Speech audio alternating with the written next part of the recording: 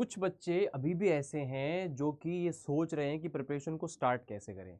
चाहे वो मेरे भाई ऐसे हों जो बोर्ड्स दे रहे हैं इस बार, चाहे वो ऐसे हों जो पिछली बार के ड्रॉपर हैं, लेकिन फिर भी उन्होंने अभी तक सबक नहीं लिया है कि एक साल ड्रॉप करने के बाद भी हमें किस तरह से चीज़ों को हैंडल करना है। नमस्कार दोस्तों, मेरा नाम है अमित शर्मा, आप लोगों का जनरल एप्टीट्यूड टेस्ट मेंटर। आप लोगों का बहुत बहुत स्वागत है। जितने भी साथी नए हैं, पहले तो चैनल को सब्सक्राइब करो ताकि डेली सारी इन्फॉर्मेशन आपके पास और फ्री लाइव क्लासेस आपको मिलती चली जाए।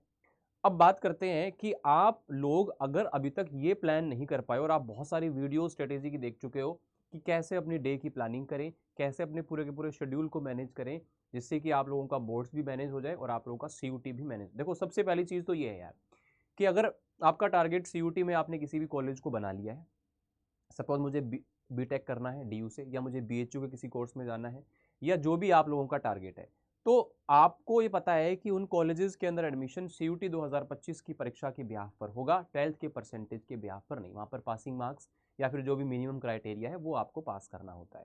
तो आप लोगों को ये सबसे पहले पहचानना है कि भाई साहब, आपका टारगेट कोर्स कौन सा है।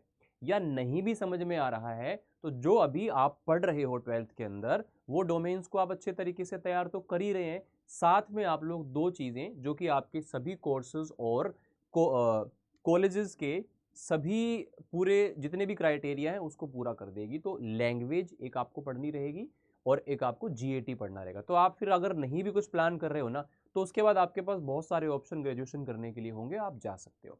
पहले से डिसाइडेड है भाई, तो इस डोमेन के ऊपर ज़्यादा फोकस डाल दो, क्योंकि आपको पता है कि आप जब बोर्ड्स के अंदर देखो, मैं यहाँ पे आप लोगों से बातचीत करने वाला हूँ दोनों ही बच्चों के हिसाब से, है ना। अगर आप लोगों का टारगेट सीयूटी 2025 है, आप फर्स्ट टाइम पेपर इस बार देने वाले हो सीयूटी का, या आप ड्रॉपर हो सेकंड टाइम या थर्ड टाइम दे रहे हो, तो आप लोगों का क्या डेली रूटीन होना चाहिए। पहली बात तो ये है कि भैया हर बंदे का रूटीन सेम नहीं हो सकता।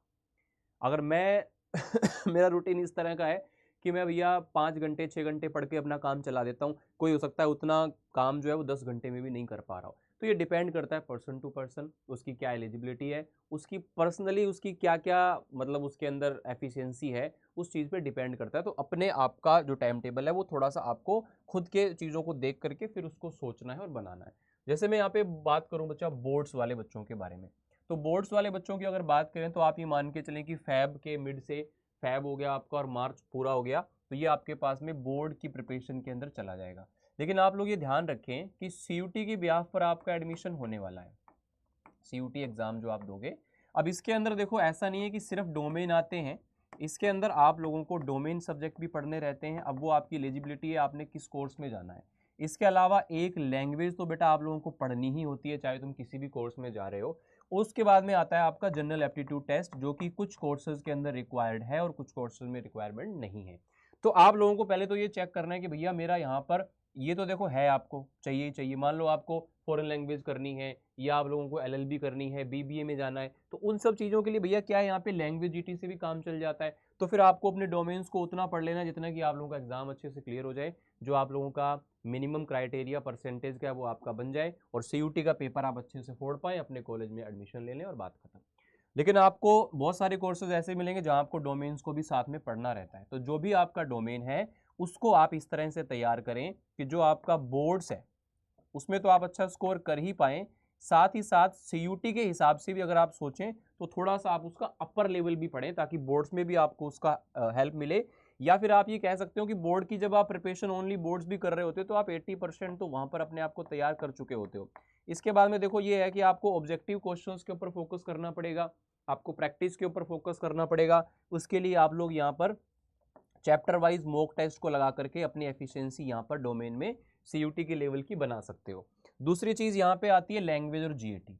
अब मैं ये मानता हूँ कि चलो यार, तुम्हारा अभी एग्जाम टाइम रहेगा तो तुम इतना ज़्यादा इस पर फोकस नहीं कर पाते, लेकिन थोड़ा थोड़ा तुम्हें टाइम चुराना पड़ेगा, थोड़ा थोड़ा समय आप लोगों को चुराना पड़ेगा। अगर आपका ये क्राइटेरिया एग्जाम जो आपका टारगेट है उसके अंदर ये चीज़ पूछी जाती है, क्योंकि ऐसा नहीं है कि यार तुम मतलब अप्रैल के स्टार्टिंग वीक में पेपर खत्म कर रहे हो और अप्रैल में पढ़ के 1 महीना और मई के मिड में तुम्हारा पेपर, तो अब 40-50 दिन में तुम नहीं कर पाओगे। इसलिए थोड़ा समय इसको देना पड़ेगा और थोड़ा बहुत समय दे दिया है तो आप ओनली प्रैक्टिस सेशंस अटेंड करके भी इन चीज़ों को तैयार कर सकते हो। एटलीस्ट आपका 50% पोर्शन तो तैयार हो जाना चाहिए ना, आपके बोर्ड एग्जाम खत्म हो तब तक। और अभी तक तैयार हो गया है तो फिर आपको 1 घंटा या कम से कम फिक्स कर देना है, तो आप इन दोनों को प्रैक्टिस के लिए भी टाइम दें। ये आप लोगों का रूटीन इस समय पे रहना चाहिए। अच्छा, अब दूसरी चीज़ ये है कि अगर मान लो आप ड्रॉपर हो, आप CUT का ओनली अभी आपको एग्जाम देना है, बोर्ड्स का आपको टेंशन नहीं है, तो आप लोगों के पास ही मान के चलें 10 जनवरी से फरवरी, मार्च, अप्रैल, मई, लगभग 4 महीने के आसपास का समय, तो 120 डेज में आपको यहाँ पर बोल सकता हूँ। अगर जनवरी से यहाँ पर मैं देखूँ आपके पास में, तो 120 डेज का आपके पास में टाइम है। तो इस 120 डेज के टाइम को आप इस तरह से मानो कि यार जो लास्ट के 60 दिन होंगे ना, वो तो मैं अपने लिए अलग ही रख रहा हूँ। उसके अंदर तो मैं फुल लेंथ मॉक जो है वो लगाऊंगा, पूरे के पूरे मॉक टेस्ट लगाऊंगा, चैप्टर वाइज टेस्ट लगाऊंगा, और मैं पूरा का पूरा चीज़ों का रिवीजन करने वाला हूँ। इसमें डोमेन भी आ जाएंगे, इसमें आप लोगों का जो भी क्या बोलते हैं इसको, डोमेन के अलावा जो भी आपका लैंग्वेज GAT है वो भी आ जाएगा, सारी चीज़ों की प्रैक्टिस के लिए। अब जो ये समय आपके पास बाकी 60 दिन का बचा है, इसमें आपको कंप्लीट सिलेबस को पढ़ना है ना। अब अगर बोर्ड वाले बच्चे भी इसका थोड़ा पार्ट कर पाते हैं तो ये अच्छी बात है। तो कंप्लीट आप लोगों को सबसे पहले सिलेबस पढ़ना है। अब सर मैंने तो पिछली बार सिलेबस पढ़ा था, भाई पिछली बार पढ़ा था, उस बात को 6-8 महीने बीत चुके हैं, अभी पेपर 3-4 महीने बाद है, तो अब जो पढ़ा हुआ होगा वो आप लोगों के ज़्यादा काम का होगा। तो इसलिए इस चीज़ को ध्यान रखें, यहाँ पे आप लोगों का जो फोकस है वो कंप्लीटली सिलेबस को पहले तो अच्छे तरीके से कंप्लीट करने पे होना चाहिए।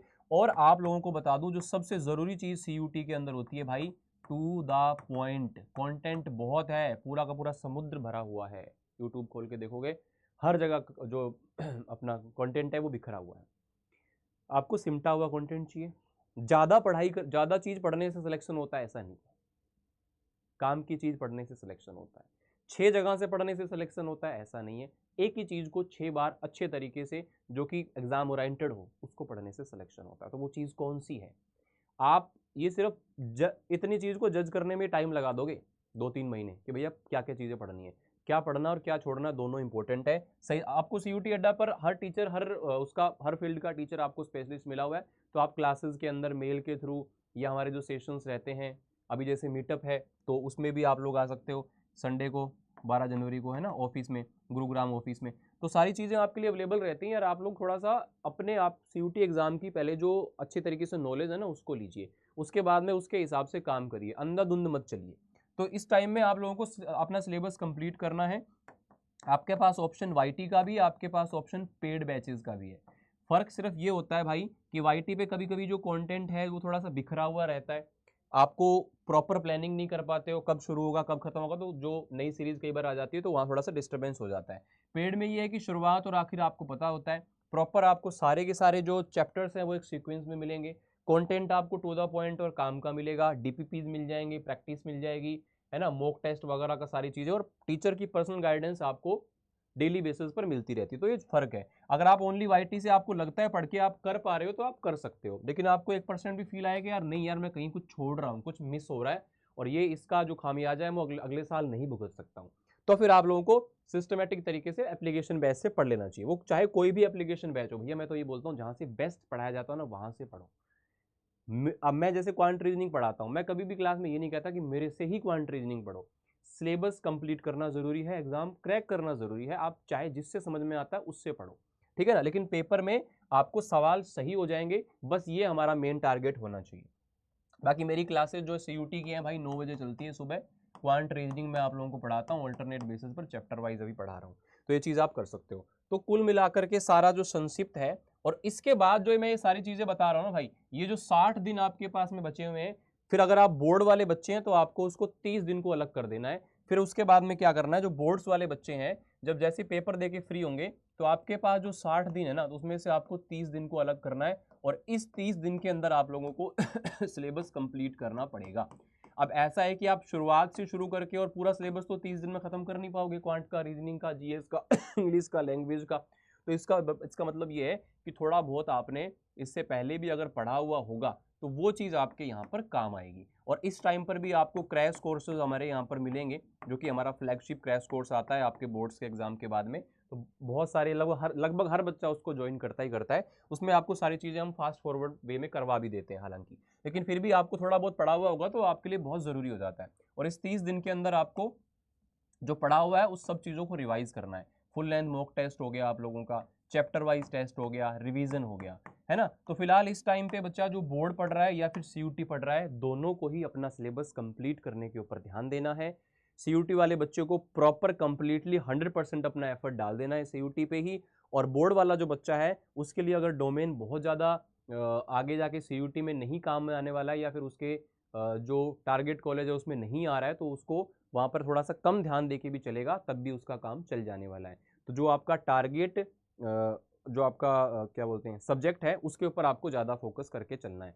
और बोर्ड्स के साथ में थोड़ा सा डोमेन के अलावा वाले सब्जेक्ट को पढ़ लोगे तो आपको यहाँ पर समय मिलेगा। अब देखो कितने घंटे पढ़ें, ये मतलब एक सवाल ऐसा है मेरे को लगता है तुम क्यों ही पूछते हो कितने घंटे पढ़ें। भाई एक नॉर्मल इंसान अगर 6 से 7 घंटे सो ले और जो उसका खाने पीने का टाइम है मान लो 2-3 घंटे का मैं ये निकाल दूं, इसके बाद जितना समय बचता है तुमको पढ़ना ही है।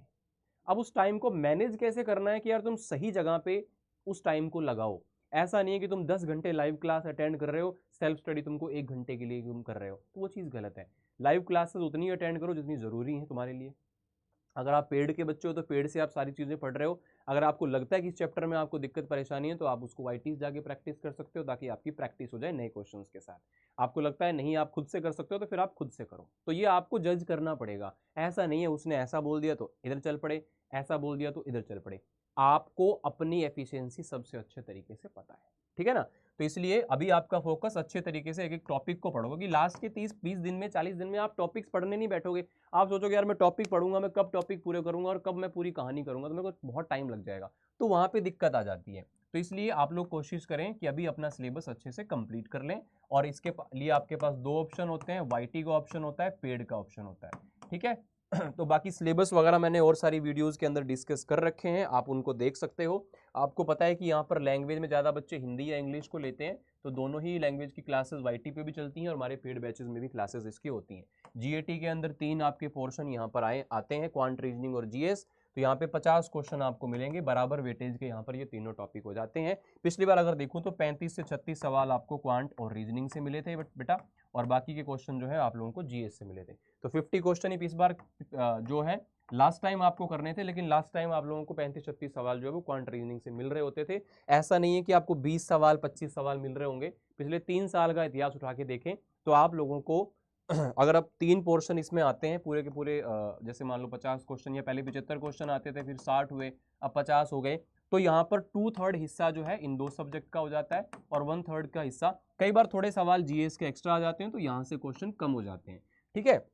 लेकिन अपने को सिलेबस सारा ही पढ़ना पड़ेगा बेटा, तभी काम चल पाएगा। ये पूरा का पूरा क्वांट का सिलेबस मैं आपको दिखा देता हूँ, आप चाहें तो स्क्रीनशॉट ले सकते हैं, ठीक है। पूरा सिलेबस है क्वांट का। ये आपका लॉजिकल रीजनिंग हो गया।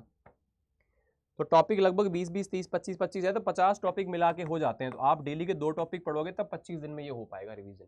और हम आपको ये जो लास्ट में क्रैश कोर्स है उसमें करा रहे होंगे। सर मेरे को तो अभी से ही पढ़ना है, अगर अभी से पढ़ना है बेटा तो आप लोगों को जो अभी हमारा लेटेस्ट अपकमिंग बैच है उसके साथ जुड़ के आप तैयारी कर सकते हो। कौन सा बैच है? डेल्टा 3.0। डेल्टा और डेल्टा 2.0 पूरी तरीके से बढ़िया तरीके से झंडे गाड़ने के बाद में ये 3.0 बैच आप लोगों का आ रहा है, जो कि 17 जनवरी से इसकी क्लासेस स्टार्ट हो जाएंगी और अभी आप लोग इसको एनरोल कर सकते हो। ये लैंग्वेज जीटी के लिए भी अवेलेबल है। इसमें आपका सारा सिलेबस जो है लगभग मान के चलें कि मार्च के लास्ट तक आपको करा दिया जाएगा, समझ गए। उसके बाद अप्रैल मई में हम बढ़िया से प्रैक्टिस करेंगे, सारी चीज़ें बढ़िया से कवर अप हो जाएंगी। डेल्टा 3.0 आपका साइंस के लिए, लैंग्वेज जीटी के लिए, आर्ट्स के लिए, कॉमर्स के लिए, सबके लिए अवेलेबल है। तो बच्चा ओनली जीटी लैंग्वेज लेना चाहे तो इसके लिए भी ले सकता है। इसके प्राइसेस क्या हैं बेटा? जो आपका डोमेन सब्जेक्ट है 6256 प्राइस इसका यहाँ पे है, लेकिन आपको जो है इसके अंदर काफ़ी डिस्काउंट भी और मिल जाएगा। तो जिस समय पे अगर आज आप इस बैच को लेते हैं, जिस समय पे भी आप इसको एनरोल कर रहे होंगे, उस समय पे जो मैक्सिमम डिस्काउंट बेटा चल रहा होगा तो वो आपको इस कोड के साथ मिल जाएगा। कोड है Y829। फिर भी आप लोगों को अगर कोई और डाउट रहे कि भैया मेरे को ये चीज़ जाननी है कि इस बैच में कैसे क्या चीज़ें होंगी, मेरे को लेना चाहिए कि नहीं लेना चाहिए, जो भी आपकी अगर ऐसी कोई समस्याएं हैं तो मैं आपको यहाँ पर मेल ID दे रहा हूँ। अगर इस डिस्काउंट कोड के साथ आप मेरे साथ में जुड़ते हो तो आपको यहाँ पर पर्सनल मेंटोरशिप जो है वो भी आप लोगों को बेटा मिलेगी, जिससे कि आप लोग हर जगह पर एक अपने साथ में फील कर सकते हो कि हाँ आपके पीछे कोई खड़ा हुआ है आपको सपोर्ट करने के लिए। ये मेल आईडी है sharma.amit@adda.com। तो यहाँ पे आप मुझे मेल ड्रॉप कर देना अगर आप किसी भी बैच में एनरोल करने के इच्छुक हो या फिर कोई भी आपका डाउट मन में आ रहा है। बाकी फिर भी आपके कोई भी और डाउट रह गया हो तो उसको आप लोग कमेंट करके बताना। मैं हमेशा बोलता हूँ बेटा कहीं से भी पढ़ो, बुक से पढ़ो, बिना बुक पढ़ो, यूट्यूब से पढ़ो, पेड क्लास से पढ़ो, लेकिन पढ़ोगे तो सिलेक्शन होगा। वरना ये 3-4 महीने तुमने मस्ती मार ली ना, उसके बाद में पूरा टाइम आपको 1 साल का ड्रॉप लेना पड़ेगा अगर आप अच्छे कॉलेज में जाना चाहते हो तो। नहीं तो फिर किसी भी कॉलेज में एडमिशन ले लोगे, जो कि ज़्यादातर बच्चे नहीं करते हैं। तो आप ड्रॉप लोगे तो उसके बाद में आपका जो 1 साल है ना वो बहुत टेंशन में बीतता है यार, इस बार नहीं हुआ तो क्या होगा, है ना। बहुत ताने सहने पड़ते हैं यार, बहुत प्रॉब्लम होती है। मैं समझता हूँ बहुत सारे बच्चे हमारे से जुड़े हुए हैं जो किसी कारण से नहीं हो पाते सेलेक्ट और वो ड्रॉप लेते हैं, तो वो पूरे साल हमारे टच में रहते हैं, तो हमें पता रहता है क्या क्या कहानी रहती है। तो भाई इसको अभी अच्छे से करो, पढ़ाई करो। डेली मेरी फ्री क्लास चलती है यूट्यूब पे 9 बजे, उसमें भी आप आ सकते हो। और एप्लीकेशन बैचेस में आ जाओगे तो सबसे बेस्ट है, आपको एक प्रॉपर तरीके से एक रूटीन पढ़ाई मिल जाएगी और लास्ट टाइम में आपको एक अच्छे मेंटोर की ज़रूरत होती है जो कि CUT@247 आपके साथ में, ठीक है। अगर यहाँ तक वीडियो को देखा है तो चैनल सब्सक्राइब कर लो फॉर द फ्री क्लासेस, और मिलते हैं आप लोगों से एप्लीकेशन क्लासेस में। थैंक यू सो मच, शुक्रिया, धन्यवाद।